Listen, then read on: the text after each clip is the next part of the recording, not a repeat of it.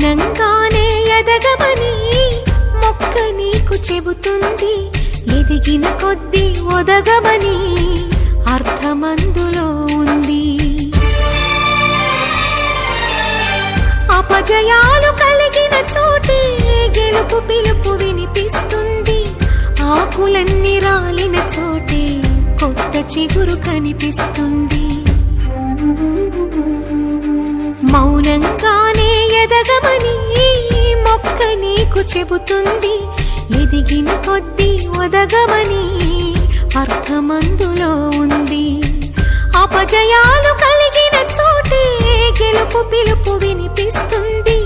ఆకులన్నీ రాలిన చోటే కొత్త చిగురు కనిపిస్తుంది.